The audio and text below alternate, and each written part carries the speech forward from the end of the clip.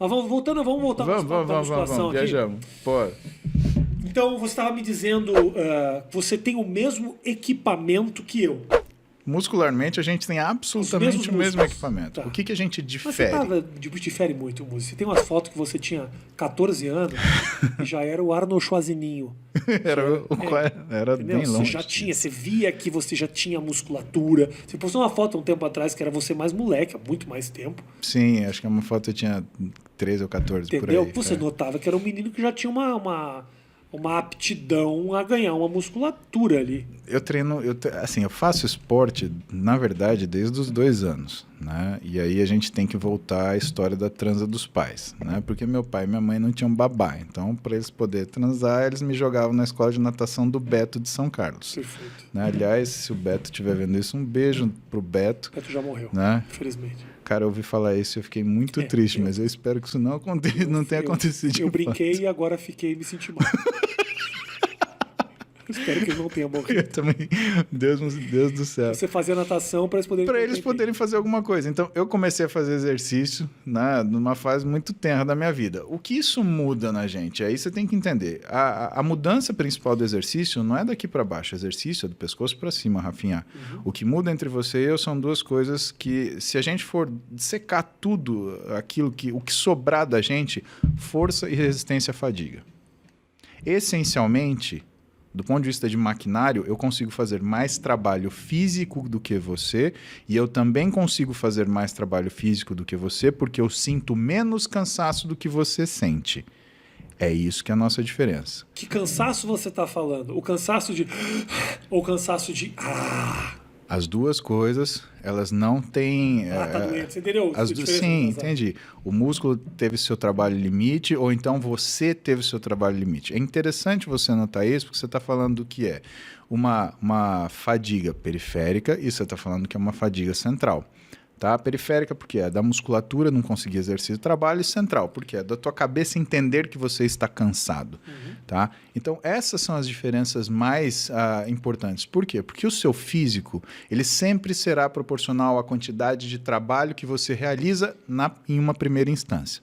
Então se você tem um sujeito que consegue levantar 100 quilos e um outro que consegue levantar 10, provavelmente o que levanta 100 quilos, que é mais forte, também seja mais musculoso.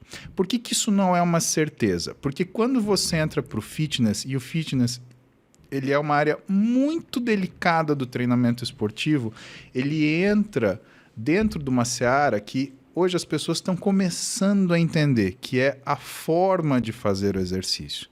Tá?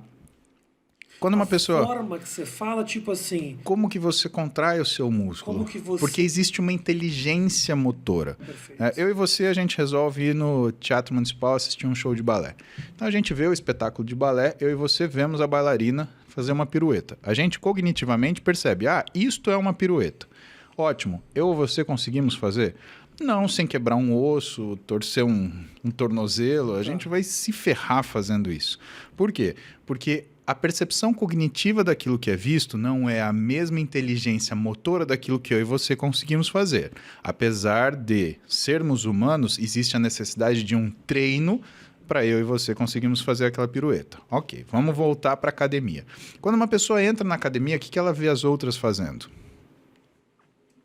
Exercício.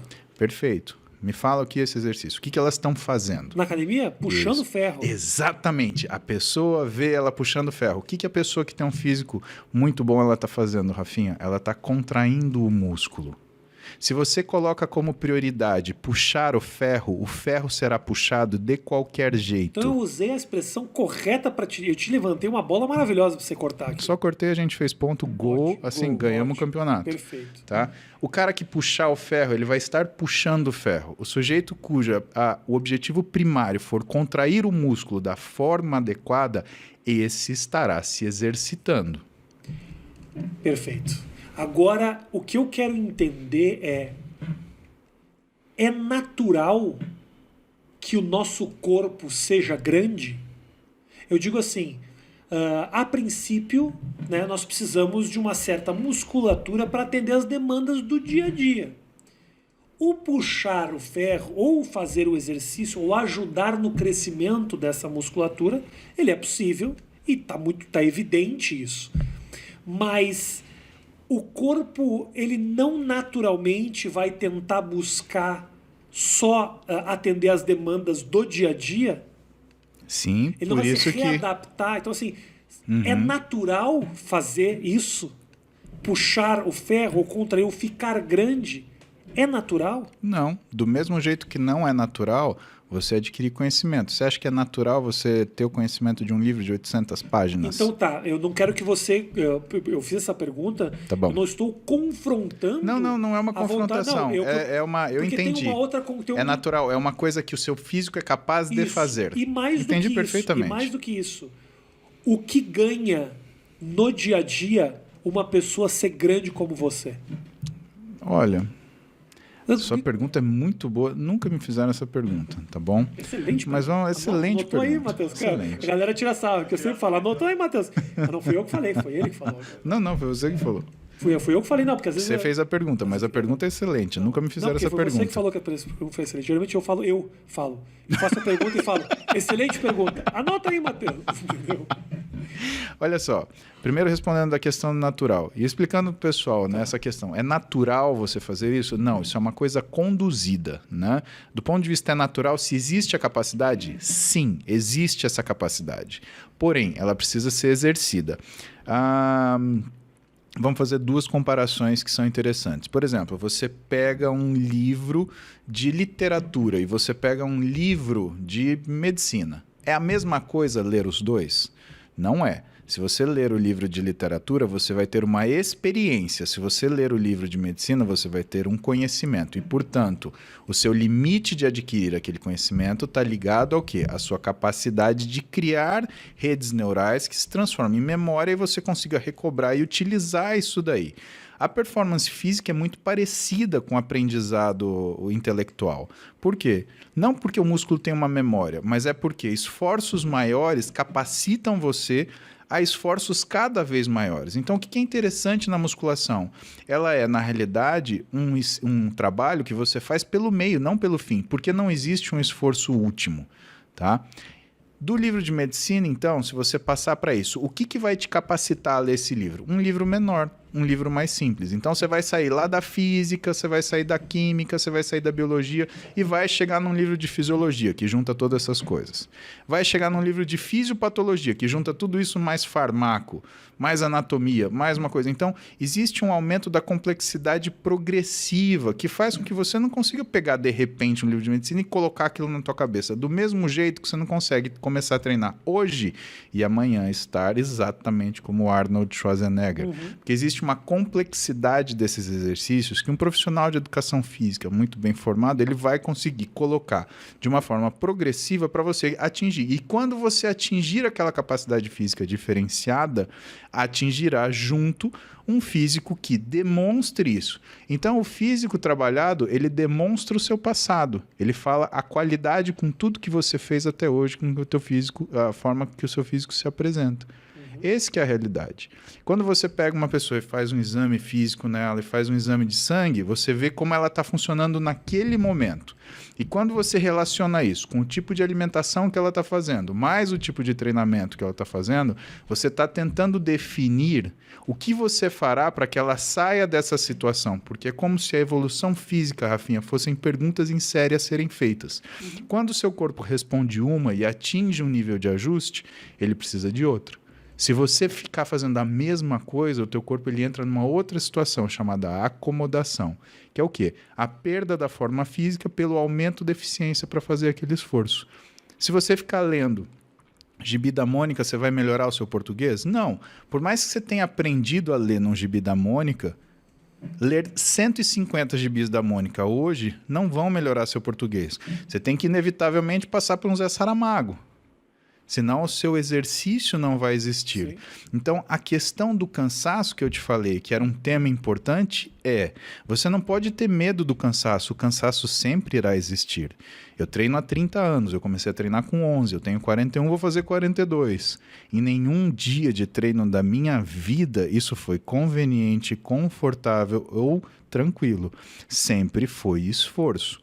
E isso acaba selecionando pessoas que não se importam em ter esse esforço, ou onde esse esforço seja justificado. E aí vem a questão principal. Somos iguais? Do ponto de vista de maquinaria, sim. Mas qual é o meu mindset e qual é o seu? Você é uma pessoa que tolera um esforço físico? Ah, tolero. Você se colocaria em um desafio em relação ao esforço físico de capacidade? Sim, ótimo, terá resultado. Independente se você pesa 160 quilos, independente se você não pesa, se você pesa 40 quilos e queira ganhar massa muscular. Não é. E tem uma outra pergunta que eu fiz pra você, que eu não lembro qual que era. O que esse físico agrega pra mim todo dia? Tudo bem, antes de a gente ir pra essa aí, eu queria entender, você se coloca um desafio. Por exemplo, você se colocou o desafio, eu quero ter o físico que eu tenho atualmente. Provavelmente você, inclusive, deve ter outras metas. Eu duvido que você olhe agora e fala, porra, talvez sua meta seja, de repente, ter um físico competitivo. Não sei exatamente qual é a sua meta. Seria essa? Tudo bem. Não. Tem alguma Mas coisa que você conto. quer aumentar. Algo, sei lá, ou secar, ou qualquer. Você não está satisfeito. O que eu acho agoniante é saber que isso é eterno. Você nunca vai poder parar. Não é algo que você conquistou como um emprego ou como uma... Não tem uma aposentadoria do corpo.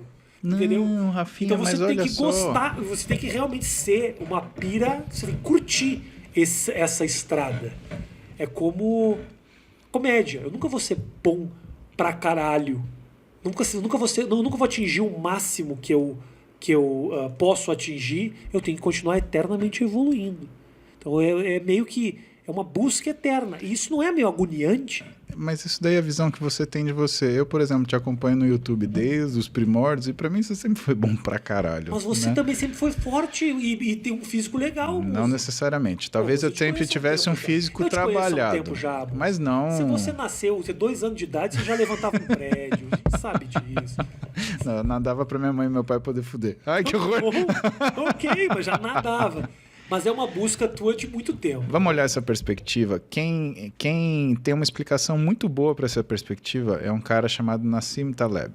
Tá? Esse cara escreveu um livro chamado Antifrágil e ele compara uma experiência de pseudo-segurança, que é 2 irmãos moram em Londres, um é taxista, outro é bancário. Tá. Quem tem mais segurança? No primeiro exame, porque você falou, eu conquistei o emprego. Será que você conquistou? Porque no primeiro exame você olha, ou assim explica o Taleb, né? Ele fala o seguinte, no primeiro exame você tem uma confiança ou uma segurança, mas é uma segurança aonde o sistema de equilíbrio, como é equilíbrio forçado, se você tiver alguma coisa que abale ele, você tem uma catástrofe. O irmão que é taxista, por outro lado, ele tem uma insegurança contínua. Então, ele sabe que no dia ele vai fazer em média 100 a 80 libras, tá bom?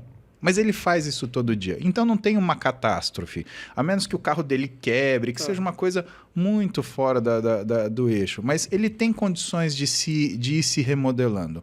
Agora veja, quando o sujeito que trabalha numa empresa, o irmão dele, ele tem um evento adverso, esse evento adverso chama dispensa, ele é demitido. E aí? E aí o mundo dele quebra. Por quê? Porque ele continua tendo a casa para pagar, o filho para estudar, a sobrevivência dele em relação à alimentação para pagar. Então, muitas vezes as pessoas elas se apegam a conceitos de segurança, Rafinha, que são irreais. A única coisa que você tem, e aí vem aquilo que é meu ímpeto e minha fome, né? A única coisa que você tem de verdade na sua vida é o seu conhecimento e sua habilidade. Mais nada. Tá? Eu tenho o meu conhecimento. Qual é a minha habilidade? A aplicação do meu conhecimento e uma habilidade física. Essas coisas eu tenho. Por quê? Porque nenhuma delas podem ser tomadas de mim. Do ponto de vista do Taleb, se eu achasse que se fosse um título, atleta ser um título, tá? E veja como não é. Atleta, na verdade, ele é um reconhecimento. Ele é um statement que você faz com a sua imagem, tá bom? Então, você olha um atleta, por exemplo, retired, você olha um atleta que já se aposentou, né? Aqueles nadadores, jogadores de futebol, você olha para ele hoje, ele é um atleta? Não é. Então, um atleta ele não é um título, ele é um estado, em primeiro lugar. Então, não existe essa segurança, tá? Isso do emprego, isso em tudo dessa situação. Então, por exemplo, o que meu físico, o que ser grande importa para mim, Rafinha? Ele me coloca acordado para as coisas que de verdade eu possuo. Eu possuo a minha capacidade de trabalho, eu possuo minha força de resolução, eu possuo a minha intelectualidade, que são coisas que eu invisto incansavelmente. Eu possuo minhas filhas, eu possuo minha família. Tudo bem, minha mulher, ela pode um belo dia me dar um pé na bunda. Falar, cansei, isso é chato pra caralho, não aguento mais esse negócio de fazer dieta, não sei o quê. Mas depois de, 20 anos junto quase, ela já teria feito isso N vezes e ela desistiu, né? Eu sei que ela desistiu, né? Tanto que, né, a gente tá junto até hoje. Sim. Mas assim, entenda, ter o meu tamanho me lembra que as verdadeiras coisas que são sucesso eu carrego comigo. O resto não interessa. Eu sou um menino que veio do interior que não sabia se ia conseguir fazer faculdade. Eu olho para mim hoje e eu tenho orgulho daquilo que eu conquistei. Toda vez que eu entro no meu carro, eu lembro que eu já tive que pegar busão 5 da manhã para chegar no quartel do Exército antes das 8. Toda vez que eu saio para comer fora, eu lembro que eu já fui buscar comida no bandejão da Escola Paulista de Medicina e o que tinha para jantar era um arroz duro, um feijão quebrado, uma salsicha no molho que tinha mais molho do que salsicha, né? E uma salada de alguma coisa que não se mexia. Parece, né? A cozinha da minha mãe, isso. Não fazia nada muito melhor que isso, não. Pois é. Não tô achando tão ruim isso aí que você tá falando. Não era ruim, não. Meu, longe de mim falar, graças a Deus, eu tinha o bandejão da Escola Paulista para eu comer. E assim, eu lembro dessas coisas.